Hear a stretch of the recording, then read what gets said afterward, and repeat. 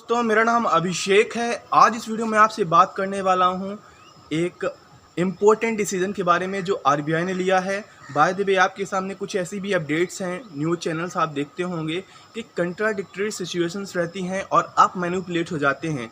एक तरफ सदन में बोला जाता है कि महंगाई बिल्कुल भी नहीं बढ़ी है, हम फ्री फंड्स दे के महंगाई को कंट्रोल कर लिए हैं। दूसरी तरफ अगर देखा जाए तो आरबीआई ने back to back again and again कोविड-19 जब लॉकडाउन था उसके बाद से मई 2022 में पहली बार अगेन रेपो रेट को 40 बेसिस और 0.4% दिन अगेन जून में ऐसा पहली बार हो रहा है कि मतलब जल्दी से जल्दी आरबीआई की एमपीसी बैठक होती है एंड देन उसके बाद से रेपो रेट को फिर बढ़ा दिया जाता है 0.5% और 50 बेसिस। देन उसके बाद अभी अगस्त की अपडेट है कि अभी रिसेंट में ही आरबीआई ने उसकी एमपीसी बैठक हुई, मीटिंग हुई, देन अगेन 50 बेसिस और 0.5% अगेन रेपो रेट को बढ़ा दिया गया। देखिएगा ये रेपो रेट होता क्या है, मैं कई वीडियोस में आपको बताया हूँ, आज भी बताऊंगा। तो जब भी कभी आरबीआई को लगता है कि मार्केट में पैसा बहुत ज़्यादा है, रुपए बहुत ज़्यादा है, लोगों को टेंडेंसी लोन लेने की ज़्यादा हो रही है या फिर महंगाई अनियंत्रित हो रही है, तो उस स्थिति में, उस परिस्थिति में आरबीआई हमेशा रेपो रेट को बढ़ाता है। और घटाता कब है? जबकि लोग डरे से रहते हैं उस सेंटीमेंट को लेके कि कहीं ना कहीं मार्केट पे मंदी आएगी और उनका पैसा उनके पास नहीं रहेगा, बल्कि रुपए की कमी मार्केट में रहती है। तो देखिएगा रेपो रेट होता क्या है। रेपो रेट होता वो है कि जिस रेट पे RBI, reserve bank of India, उन इंस्टीट्यूशंस को और उन बैंक्स को लोन प्रोवाइड करते हैं जहां से हम लोन या ऋण लिया करते हैं, तो बाद में कमीशन के आधार पे उस बैंक का एंड उसके बाद जो अपेक्स बैंक है आरबीआई, इन दोनों की कमाई होती है।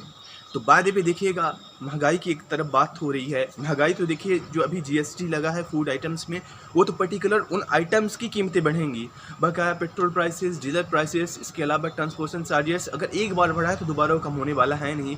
उसके अलावा जो रॉ मटेरियल्स हैं, एफएमसीज हैं, छोटी मोटी कंज्यूमर गुड्स हैं जो हम डेली लाइफ में यूज़ करते हैं, सब की कीमत अगेन एंड अगेन, लगभग मुझे याद है कि साल से ज़्यादा हो गया है, मैं कितनी बार वीडियोज़ लाया हूँ कि क्वार्टरली और बाई मंथली ये बढ़ता ही गया है, बार बार बढ़ता ही गया है।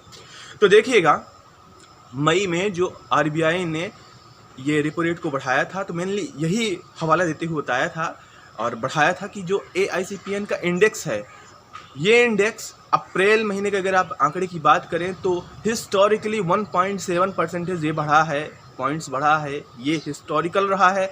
और कहीं ना कहीं बढ़ती हुई इस महंगाई से आरबीआई बहुत चिंतित रहा था।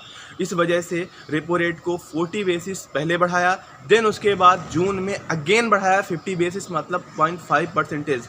एक महीने के अंदर आप मान सकते हैं 0.9% रेपो रेट आरबीआई ने बढ़ा दिया था। बाय द वे, अभी अगर हम बात करें आज की डेट के हिसाब से तो 5.4% रेपो रेट चल रहा है, जो कि इससे पहले जबकि अभी 50 बेसिस अभी नहीं बढ़ाया गया था, 0.5% नहीं बढ़ाया गया था, तो 4.9% रेपो रेट था। तो कहीं ना कहीं अगर इन 3-4 महीने के अंदर ही आरबीआई इतना जल्दी 3 बार लगभग रेपो रेट बढ़ा दे, वो भी कहाँ से कहाँ तक, 4 से सीधा 1.4% एक्स्ट्रा बढ़ा दे, तो कहीं ना कहीं यही दर्शाता है कि देश में कुछ ऐसा चल रहा है जो कि नहीं होना चाहिए। बाद में देखिएगा इससे होगा क्या। इससे होगा ये कि जो एग्जिस्टिंग जो प्लान्स रहे हैं ऑफ आरबीआई की, जो रेपो रेट की वजह से अगर इंक्रीज होता है तो पर्सनल लोन हो जाए, एजुकेशन लोन हो जाए, होम लोन हो जाए या फिर किसी टाइप का कोई भी लोन हो जाए, वो इंक्रीज हो जाता है, बढ़ जाता है। अब अगेन होगा ये, क्योंकि रेपो रेट अगेन बढ़ा है तो जो इन लोन की दरें हैं, EMI जो रहेंगी वो ज़्यादा रहेंगी।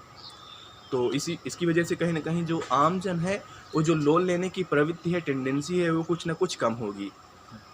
देखिएगा मैं पहले भी एक वीडियो बनाया था और ये मेरी पर्सनल राय है कि जब तक जो बैंक्स हैं अगर वो ज़्यादा रेट्स आपको नहीं देंगे, आपको एफडी पे जो शॉर्ट टर्म, अगर मान लीजिए आज SBI की बात करें तो 2.9% आपको इंटरेस्ट रेट मिल रहा है इन योर एफडी जो आप जमा करते हैं, और तकरीबन मान लीजिए इतना ही आपके सेविंग अकाउंट में मिल रहा है, तो कहीं ना कहीं लोग यही सोचेंगे कि जिस हिसाब से इन्फ्लेशन चल रही है, इन्फ्लेशन का रेट चल रहा है, this is actually more than 7% और 7.1% लगभग चल रहा है, और कहीं ना कहीं इसकी संभावना ये है कि एक 6 से ज़्यादा ही रहेगा, जबकि आरबीआई की नीति ये रही है कि कहीं ना कहीं इन्फ्लेशन जो है वो 6 के अंदर आ जाए। और बाय द वे एक अच्छी जो सोसाइटी रहती है, या फिर जो हमेशा रिजर्व बैंक ऑफ इंडिया सपना देखता है, तो 4% से ज़्यादा महंगाई कभी भी ये एज्यूम नहीं करता है, क्योंकि और ये जो 4% महंगाई का दर है, तो आप समझ सकते हैं कि जिस प्रोडक्ट की कीमत आज 100 रुपये है, तो अगले साल 104 होगी, और जो ओवरऑल अभी चल रहा है तो 7.1 का चल रहा है। तो कहीं ना कहीं देखिएगा ये अनियंत्रण वाली सिचुएशन आ जाती है, और जो कुछ दिन पहले हमने विटनेस किया है वो कुछ ऐसा ही रहा है कि आप प्रोडक्ट्स के दाम देखिए, एफएमसीजी के दाम देखिए किस तरह से लगभग डबल हुए हैं। तो ये काफ़ी टेंशन वाली बात है। और जहाँ तक मुझे लग रहा है तो अब रेपो रेट बढ़ा है, और कहीं ना कहीं मार्केट से रुपए दोबारा बैंक के पास एक्वायर करने के लिए जो बैंक के इंटरेस्ट रेट हैं वो बढ़ाए जाएंगे। तो बात है अभी तक ये पूरा अपडेट है।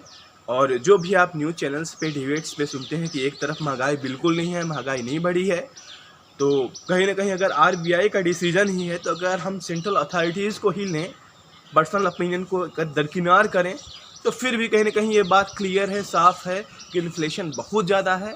कुछ ऐसी परिस्थिति चल रही है कि जबकि रुपीज़ डाउनफॉल हो रहा है, चीज़ें कीमतें बढ़ती जा रही हैं, तो कहीं ना कहीं आरबीआई भी इसको लेके कंसर्न्ड है।